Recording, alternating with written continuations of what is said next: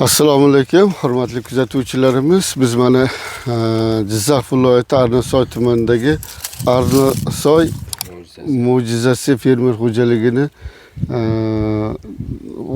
paxta maydonlaridamiz. Mana fermer xo'jaligining rahbari Baxtiyor aka. Hormang aka. Salomat bo'ling. Sog'lig'ingiz yaxshimi? Xirmonga baraka endi. Bizga baraka. Mana shu kunlarga ham yetib keldik.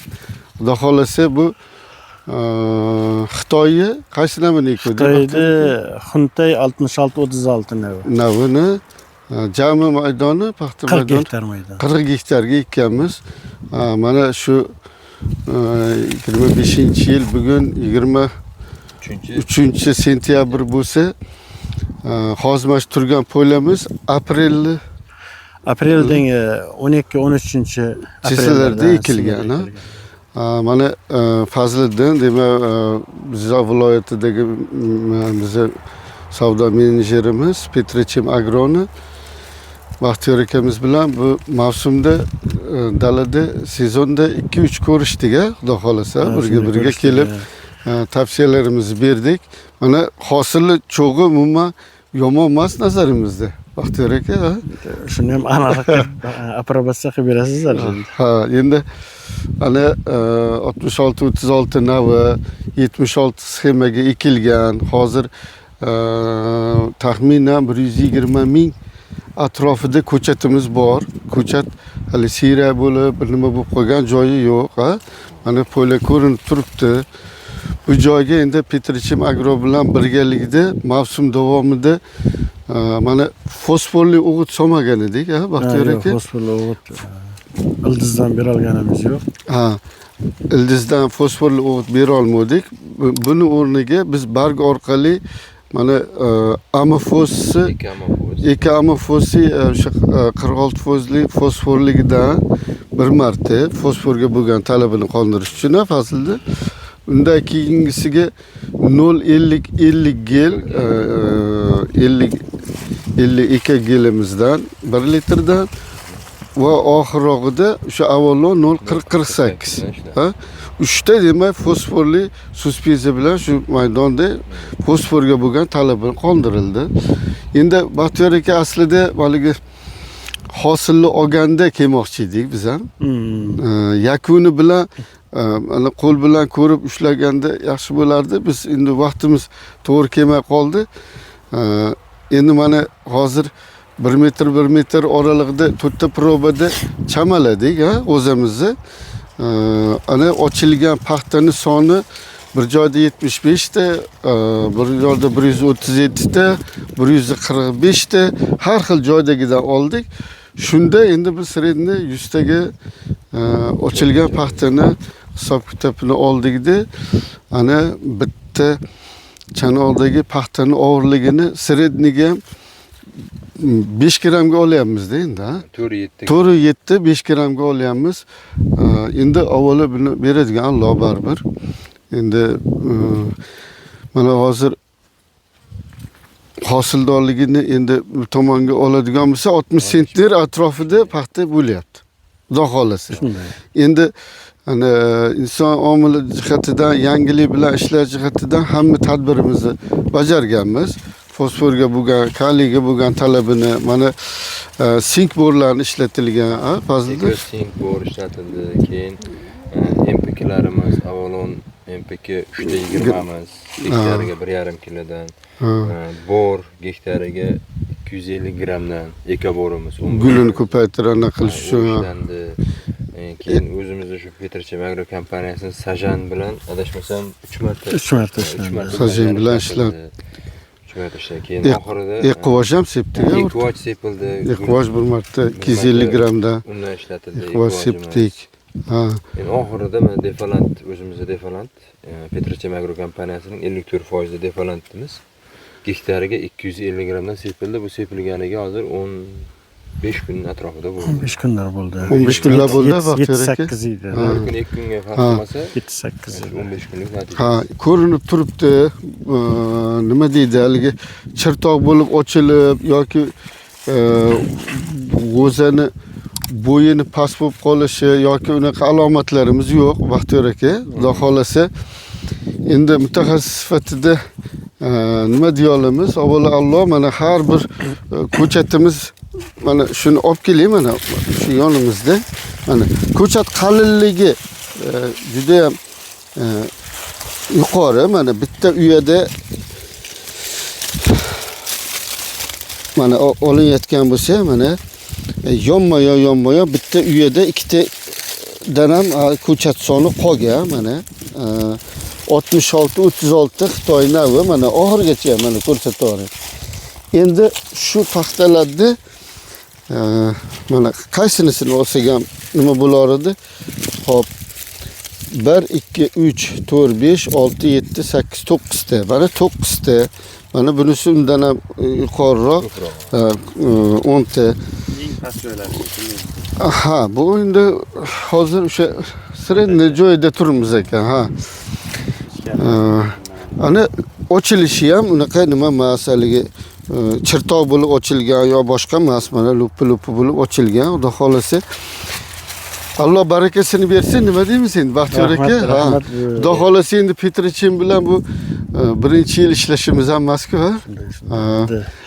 Bu hosildan bu darajaga kelishda o'sha sizlarning xizmatlaringiz Petrichem Agro kompaniyasi ham xizmati katta. Vaqtida o'sha tavsiyalarni berib borlaringiz, kelib yoki telefonda vaqtida o'sha o'g'itlarni yetkazib berdilaringiz. Sizga rahmat, sizga rahmat. Kelib tavsiyalaringizni berib, birgalikda ishlab, sizlarning hissalaringiz bor bunda. Albatta. Dehqonniki emas. Rahmat. Endi nima deymiz Baxtiyor aka? Mana hozir fermerlarimiz iqtisodni birinchi o'ringa qo'yib turib, hosildorlikni ko'tarish maqsadimizda endi. Ha, buning uchun yangilik bilan ishlash deganda shuni tushunamizda.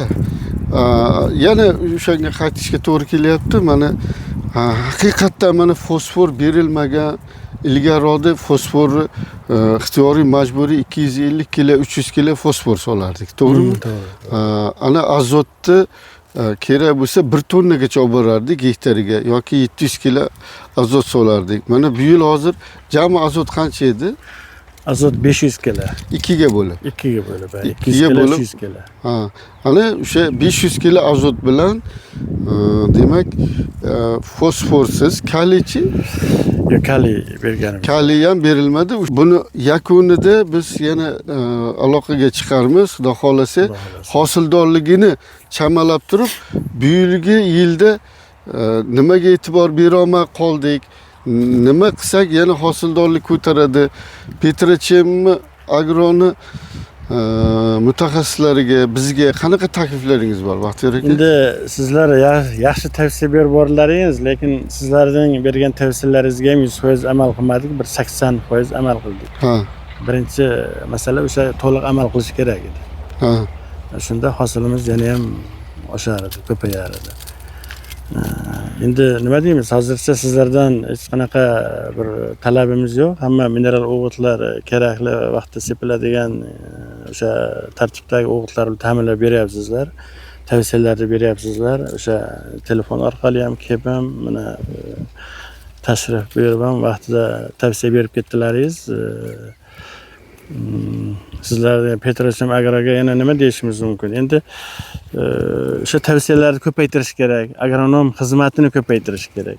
Mineral o'g'it bilan ta'minlash yetarli. O'sha omborxonasida ham bor, sotuvda ham bor. Mana Fazliddin hammasini yetkazib beryapti. Umuman o'g'it bo'yicha bir to'xtab qolgan yo'q yoki uzilishlar bo'lgan yo'q. Yoki yangi o'g'itlar chiqayotgan bo'lsa, tavsiya berib, siz tavsiya beryapsiz, bu yetkazib beryapti. Misol, muammo bo'lgan yo'q. Faqat bizlarga o'sha bitta muammo agronomik tavsiyalar, agronom xizmati, misol dalada bir 20 kunda bir hech bo'lmasa tashrif berib, ko'rib berib, tavsiyani berib borsa, yana ham yaxshi bo'lardi.